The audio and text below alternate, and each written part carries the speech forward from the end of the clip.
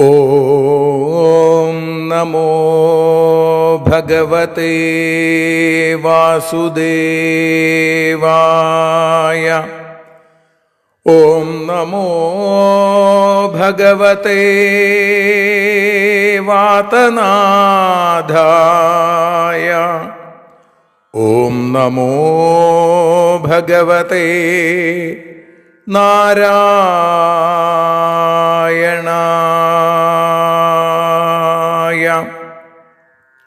ഏവർക്കും നാരായണീയ മധുരം ആസ്വദിക്കാൻ ഒരിക്കൽ കൂടി സ്വാഗതം.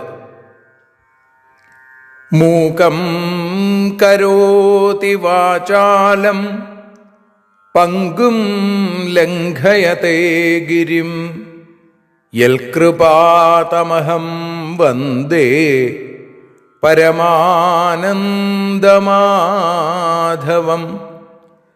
അഖിലാനപരാധാന്മേ ക്ഷമസ്വ കരുണാനിധേ പ്രസീദ മൽഗുരോ നാഥ ജനകായ നമോ നമഃ. അഖിലാനപരാധാന്മേ ക്ഷമസ്വ കരുണാംബുധേ പ്രസീദ മൽപ്രിയേ നാഥേ മാതൃരൂപേ നമോസ്തുതേ. സദാശിവസമാരംഭാം ശങ്കരാചാര്യമധ്യമാം അസ്മദാചാര്യപര്യന്താം വന്ദേ ഗുരുപരമ്പരാം. നാരായണീയത്തെ പറഞ്ഞിടുമ്പോൾ നാരായണാഖ്യനെ നമിച്ചിടുന്നു.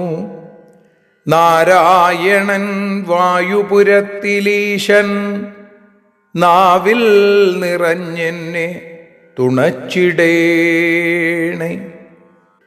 മോക്ഷക്കടൽ ഭാഗവതം പ്രസിദ്ധം മെല്ലെ കടഞ്ഞു നവനീതമഹോ ലഭിച്ചു. മന്നിൽ നരന്നു ഹരിഭക്തി ലഭിക്കുവാനായി മേൽപുത്തുരേക്ക് സദയം ശുഭ സ്തോത്രകാവ്യം.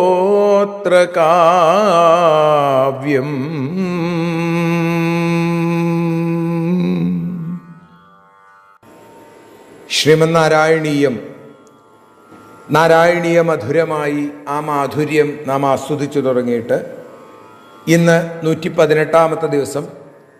ഓരോ ദിവസവും ഓരോ ശ്ലോകം അതിനെ അനുസ്മരിച്ചുകൊണ്ട് നാരായണീയത്തെ കുറച്ചെങ്കിലും ഒന്ന് മനസ്സിലാക്കാനുള്ള ശ്രമമാണ് ഈ നാരായണീയ മധുരം എന്ന അക്ഷരപുഷ്പാഞ്ജലി. ഇന്നത്തോടെ 11ാമത്തെ ദശകം പൂർത്തിയാവുകയാണ്. 11ാമത്തെ ദശകത്തിൽ 10ാമത്തെ ശ്ലോകം, ആ സമർപ്പണ ശ്ലോകമാണ് ഇന്ന് നാം അനുസ്മരിക്കുന്നത്. ശ്ലോകം, അർത്ഥം, ശ്ലോകം ശ്രീഹരിയം.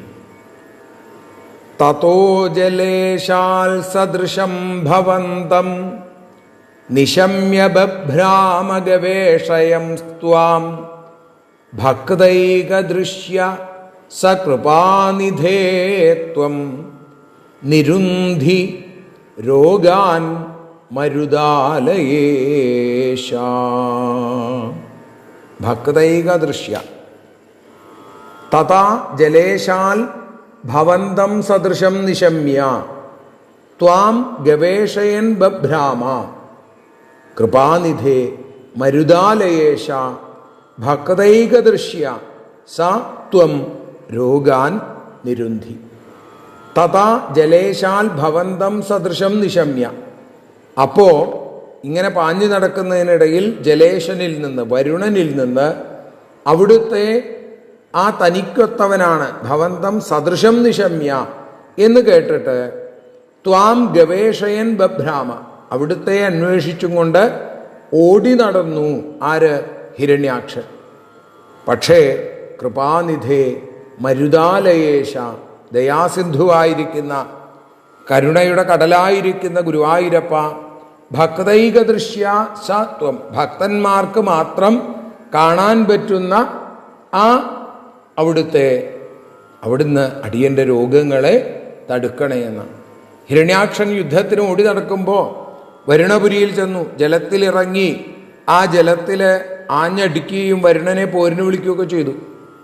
വരുണൻ പറഞ്ഞു, എനിക്ക് വയസ്സായി, ഞാൻ യുദ്ധത്തിൽ നിന്നൊക്കെ വിട്ടു നിൽക്കുകയാണ്, നിനക്ക് യോജിച്ച ആള് സാക്ഷാൽ ഹരിയാണ്, എങ്കിൽ ആ ഹരിയെ കണ്ടെത്തുക എന്ന് വിചാരിച്ച് അവിടുന്ന് ഇറങ്ങിപ്പുറപ്പെട്ടു എന്ന് പറയുന്നു. ഭക്തൈക ദൃശ്യൻ, അപ്പോൾ ഭക്തിയില്ലാത്തത് കൊണ്ടാണ് ഹിരണ്യാക്ഷന് അപ്പോൾ കാണാൻ കഴിയാത്തത്. പക്ഷേ വിദ്വേഷഭക്തി പോലും ഹിരണ്യാക്ഷനിൽ ഉദിക്കുന്നത് നാരദവചനം കേൾക്കുമ്പോഴാണ്. കപടപടുധിർ നാരദമുനി എന്ന് നമ്മൾ കേൾക്കുന്നു, അല്ലേ? അപ്പോൾ നാരദ മഹർഷി അങ്ങനെയാണ്, സൂത്രക്കാരനാണ്. ഈ തരത്തിൽ അവിടെ ചെന്ന് ഭഗവാന്റെ ആ ദിവ്യമായ സ്വരൂപത്തെ കാണിച്ചു കൊടുക്കുന്നു. ആര്? നാരദൻ. അപ്പോൾ ഇത്തരത്തിൽ കപടപടുധിർ നാരദമുനി 13ാമത്തെ ദശകത്തിലാണ് നമ്മൾ ആദ്യത്തെ ശ്ലോകത്തിൽ അത് കാണുക.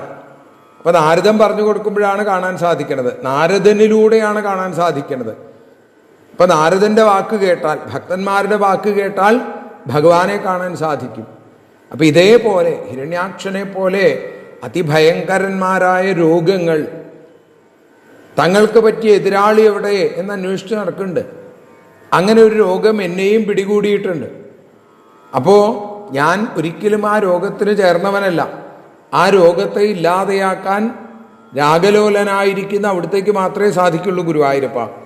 അതുകൊണ്ട് അടിയനെ ആ രോഗത്തിൽ നിന്ന് രക്ഷിക്കണേ എന്ന പ്രാർത്ഥനയോടെ എല്ലാ ദശകത്തിൻ്റെ അവസാനത്തിലുമുള്ള പട്ടേരിപ്പാടിൻ്റെ പ്രാർത്ഥന ഇവിടെയും നമുക്ക് കാണാൻ സാധിക്കുന്നു. രോഗാൻ നിരുന്ധി എന്ന് പറഞ്ഞാണ് ആ ദശകം ഉപസംഹരിക്കുന്നത്.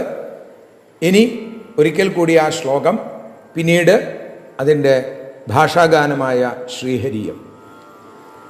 തതോ ജലേശാൽ സദൃശം ഭവന്തം നിശമ്യ ബഭ്രാമഗവേഷയം സ്ത്വാം ഭക്തൈകദൃശ്യ സകൃപാനിധേ ത്വം നിരുന്ധി രോഗാൻ മരുതാലയേശ. ശ്രീഹരിയം ഭാഷാഗാനം, നതോന്നതവൃത്തം, വഞ്ചിപ്പാട്ടിൻ്റെ ഈണം. നാരായണ നാരായണ നാരായണ നാരായണ നാരായണ നാരായണ രാധാ ഗോവിന്ദ. വരുണനിൽ നിന്നും തവ കഥകളെ അറിഞ്ഞവൻ കരുണാകരനെ തേടി ഓടി നടന്നു. ഭക്തന്മാർക്കു ദർശനത്തെ നൽകുന്നൊരൻ ഭഗവാനെ ദയാസിന്ധോ മമ രോഗം തടുത്തിടണേ.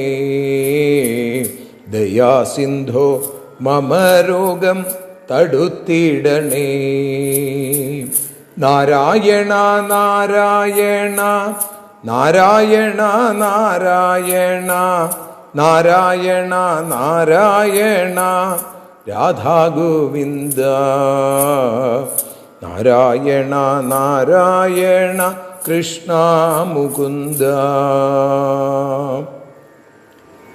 കായേന വാചാ മനസേന്ദ്രിയർവാ ബുദ്ധ്യാത്മനാ വാ പ്രകൃതേ സ്വഭാവാൽ കരോമി യദ്യൽ സകലം പരസ്മൈ നാരായണായേതി സമർപ്പയാമി. സർവം നാരായണായേതി സമർപ്പയാമി. ശ്രീ ഗുരുവായൂരപ്പാ ശരണം. യദക്ഷരപദഭ്രഷ്ടം മാത്രാഹീനം തു യദ്ഭവേൽ തത്സർവം ക്ഷമ്യതാം ദേവാ നാരായണ നമോസ്തുതേ. വിസർഗബിന്ദുമാത്രാണി പദപാദാക്ഷരാണി ച ന്യൂനാനി ചാതിരിക്താനി ക്ഷമസ്വ പുരുഷോത്തമാ.